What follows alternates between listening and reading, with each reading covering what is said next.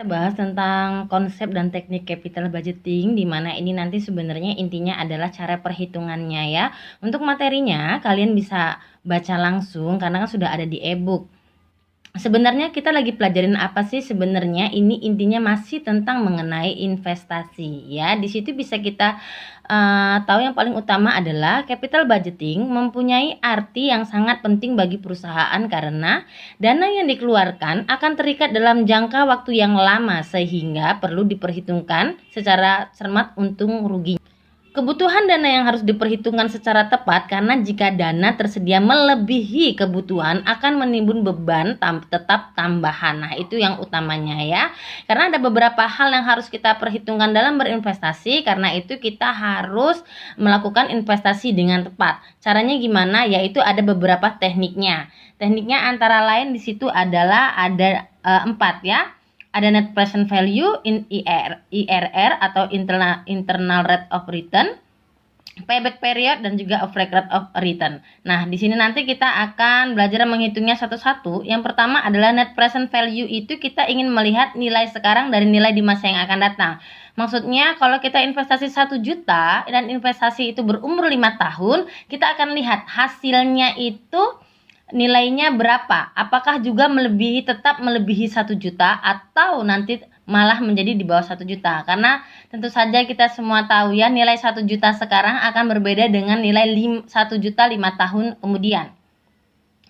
Kemudian ada IRR. Nah, kita ini ingin melihat bahwa dalam tingkat suku bunga berapa investasi kita ini nilainya sama. Maksudnya adalah kalau saya investasi 1 juta dalam 5 tahun dalam tingkat suku bunga berapa yang ujungnya nilai 1 juta sekarang sama dengan nilai 1 juta di masa yang akan datang. Itu contohnya kalau kayak orang zaman sekarang tuh kalau pinjem cincin emas bayarnya nanti pakai cincin emas juga. Jadi intinya adalah nilainya present value-nya dengan future-nya itu sama. Payback period ini adalah tingkat pengembalian. Kalau seandainya saya investasi 10 juta, setiap periodenya saya dapat 1 juta, maka tingkat pengembalian dana saya adalah selama 10 periode ya, seperti itu. Kemudian ada average rate of return. Kita akan menghitung juga rata-rata keuntungan dari investasi kita. Nah, ini untuk present value ya, bisa kita lihat ini kayak kemarin ya, di dalam investasi kita akan mendapatkan cash flow atau cash masuk ya. Kita akan dapat cash masuk, yaitu yang pertama adalah 1000 setiap tahunnya. Nilai 1000 tahun depan berbeda dengan 1000 sekarang ya. Di sini adalah dengan tingkat bunga pasaran sebesar 10%. Dengan tingkat bunga 10%, maka nilai sekarangnya adalah 909.000. Nilai discount factor ini 0,909 itu bisa kita dapat dari e-book kalian. Itu ada di yang paling belakang. Nah, di sini. Di situ ya, kalian bisa lihat di situ ada present value. Nah, di situ yang atasnya itu adalah bunga, sedangkan yang sampingnya itu adalah, ingat lihatnya yang present value ya, jangan yang annuity. Kalau annuity ini berbeda. Kalau annuity ini adalah untuk uang yang disimpannya dia berbunga dan berbunga ya. Jadi ngelihatnya cukup di present value aja. Nah, balik lagi tadi ke sini ya, nilai cash flow-nya tahun pertama, kedua, ketiga. Maka kita akan kalikan, ini disebutnya dengan discount factor ya. Nah, kita akan kalikan di sini 0,909, 0,826, 0,751. Misalkan contohkan melihat angka 0,909 itu dari mana? Dapatnya dari sini ya, 1 tahun, periodenya kan masih 1 tahun dengan tingkat suku bunga, ini 11 ya. Ini dia. Nah, ini dia. 1 tahun ya dengan tingkat suku bunga 10%. Di situ ada nilai 0,909. Kalau ada yang 0,91 itu nggak apa-apa, itu artinya pembulatan ya. Jadi udah kayak biasa, nggak usah stres. Oke. Nah, nilai cash flow-nya tinggal dikalikan dengan discount factor-nya. Nah, itulah kita akan mendapatkan total present value-nya. Nggak usah, kalau kayak yang kemarin kan kita pakai rumus ya. Sekarang nggak usah capek-capek, langsung aja kalikan dengan discount factor-nya. Ini kita langsung masuk ke contoh soal, ada halaman 225 ya. Di situ ada contoh soal nantinya. ya. Di sini tabel 10.4. Nah, untuk melihat konsep net present value, kita akan melihat nilai present value-nya berapa, kemudian dikurangi dengan net investment. Net investment ini ada investasi bersihnya kita berapa, atau bisa dikatakan nilai yang sekarang yang kita keluarkan berapa. Nah, itulah yang akan kita net present value bersihnya akan kita peroleh. Setelah mendapatkan ini, maka kita akan mencari PI atau profitability index. Ini sama dengan benefit dibagi benefit cost ratio, yang intinya adalah kita akan melihat sebesar mana sih keuntungan dibandingkan dengan biaya. Hasil dari ini hasilnya adalah minimal satu lebih ya. Kalau dia satu itu berarti dia titik impas. Kalau di atas satu berarti itu baru untung. Maksudnya adalah kalau dia keuntungannya itu harus lebih besar daripada biaya. Kalau keuntungannya misalnya 1 juta, maka biayanya harus 800. 1 juta dibagi 800 hasilnya 1, ya. Nah, ini langsung kita masuk ke contoh ya. Kita masuk ke contoh, ada proyek A dan B membutuhkan investasi sebesar 800.000. Pola cash flow-nya sebagai berikut ya. Ada proyek A di situ dia sampai tahun ke-4, sedangkan proyek B sampai tahun ke-6. Proyek A 400 sampai dengan 100, proyek B dari 100 sampai dengan 400. Nah, kita akan menghitung nanti present value-nya dengan profitability index-nya. Di situ ditanyakan proyek manakah yang paling menguntungkan bila perhitungan atas dasar konsep net present value discount rate-nya diperhitungkan 8% ya. Discount rate yaitu sama dengan bunga yang diberikan ya. Discount factor atau discount rate 8% dapat dilihat di tabel atau di tabel belakang. Nah, kita bisa ngeliat dari tabel belakang di sini adalah di tahun pertama, tahun kedua, 3, ke-4 ya. Tadi caranya sama, tinggal dikalikan aja dengan cash flow-nya atau arus kas masuknya. Cash inflow-nya ini kita kalikan totalnya berapa? Ada 945.500. Dikurangi dengan net investment-nya 800. Net investment-nya dari mana? Dari ini. Ya.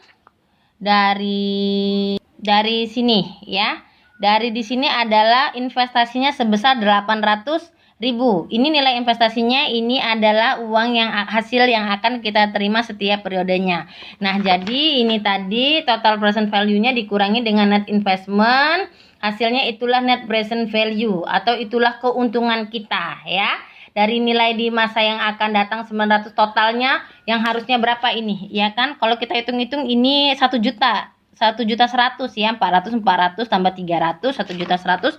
Tapi ternyata 1.100.000 itu kalau sekarang sama dengan 945.500 ya. Kita kurangkan dengan investasi kita masih dapat untung sebesar 145.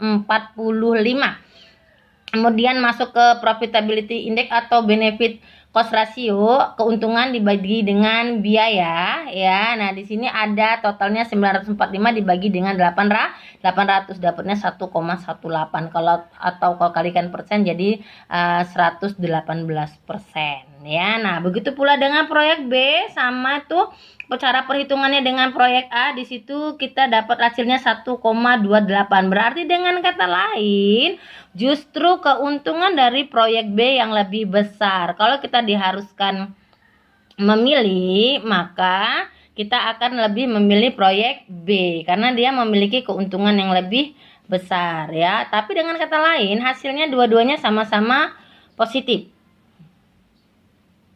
Ya, tetapi hanya saja yang B lebih tinggi. Selanjutnya ke IRR ya. Untuk IRR ini kita ingin tahu dalam tingkat suku bunga berapa sih? Kalau saya keluarin 1 juta, kayak tadi 1.100.000, dapatnya 1.100.000.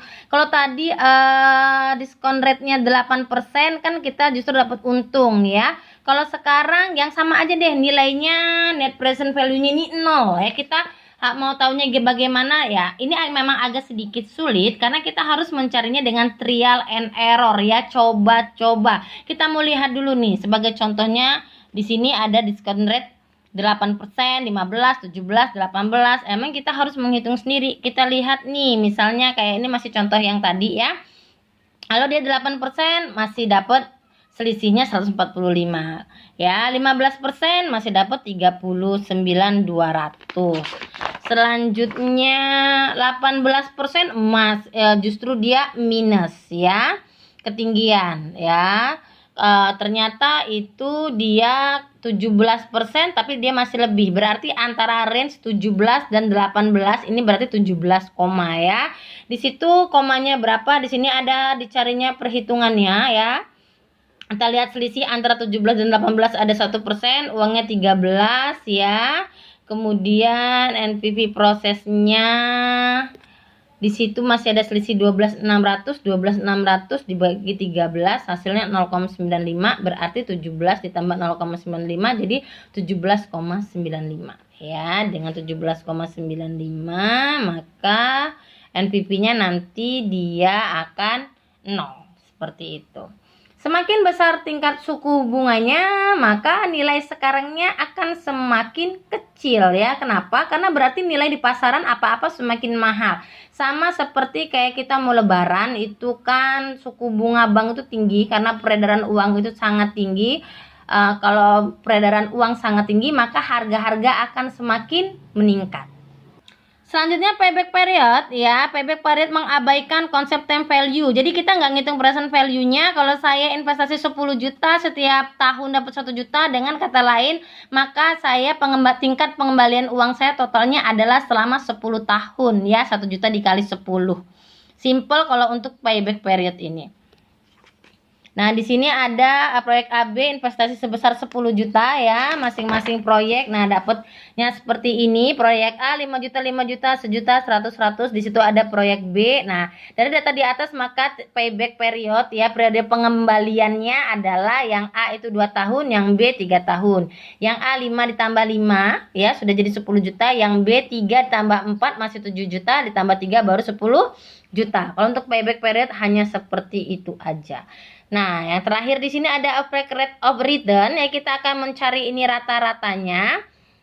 Rata-rata keuntungan kita ini berapa? Nah, di sini adalah dirumuskan dengan rata-rata rate of return ini, yaitu ini average ya, ini bukan earning, ini average. Kalau earning dengan average bedanya apa? Kalau earning itu labanya, kalau average itu adalah rata-rata. Nih, kita balik lagi ke sini, di sini average. Ya, di situ average ya, dibagi dengan rata-rata laba dibagi dengan rata-rata investasi. Rata-rata investasi hanya dihitung dengan total investasi dibagi 2. Hanya seperti itu.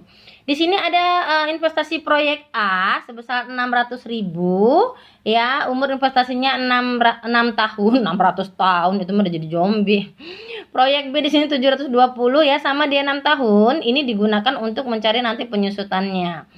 Nah, di sini profit after tax ditambah depresiasi ini adalah cash flow ya. Cash flow itu dia ditambah dengan depresiasi, karena depresiasi itu nilainya akrual, dia seakan-akan mengurangi tetapi nilai kasnya dia ada. Untuk nilai proyeknya di sini ada proyek A dan B. Nah, nilainya proyek A 200 sampai dengan 6 tahun, proyek B memberikan yang berbeda-beda ya, fluktuatif. Proyek mana yang akan dipilih berdasarkan average rate of return ya. Di sini kita pemecahannya mulai dari menghitung biaya dulu ya. Depresiasinya 600 dibagi 6 ya, dari soal ini 600 dibagi 6 ya, hasilnya 100. Sedangkan proyek B 720 dibagi 6 ada 120 depresiasinya ya. Nah, kemudian kita akan mencari earning after tax untuk proyek A dan B.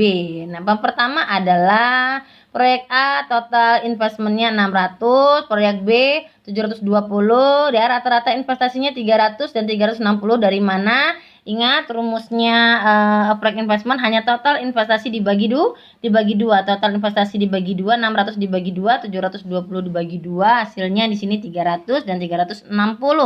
Nah, kita akan di sini mencari labanya berapa. Ini kan biaya nih jatuhnya ya. Ini hasilnya biaya. Ya, hasilnya ini biaya nih. Ini nih biaya. Biaya kan penyusutan ya. Dengan itu tadi seperti kapital tadi kan salah satunya kita menanggung biaya. Nah, kalau uangnya dapatnya sekian dikurangi dengan biayanya berapa ya? Ini 200 dikurangi ya, yang 100 hasilnya semuanya 100. Totalnya 600. Kalau ini 450 dikurangin 120 jadinya 330 ya, sampai terakhir 130 dikurangi dengan 120 hasilnya 10. Nah, di sini totalnya berapa sih keuntungannya? Keuntungannya totalnya adalah 600.000 dan juga 540. Nah, kalau untuk rata-rata di sini hasil labanya kita bagi dengan 6 periodenya ya. Nah, itu diperoleh untuk yang proyek A 100, proyek B 90.000. Nah, kita akan menghitung average rate of return-nya ya. Kita masuk ke rumus ini tadi, dibagikan dengan average investment ya, 100 dibagi dengan 300. Totalnya adalah 33%. Dengan kata lain berarti rata-rata labanya masih besaran ini ya. Sedangkan untuk yang kedua hanya 25%. Bisa dilihat di sini bahwa ternyata proyek A yang lebih memberikan keuntungan. Nah, itu dia tadi ya cara perhitungannya. Mudah-mudahan bisa dipahami. Kalau nggak masih ada yang bingung, silakan chat di grup ataupun bisa japri Miss ya. Oke, terima kasih.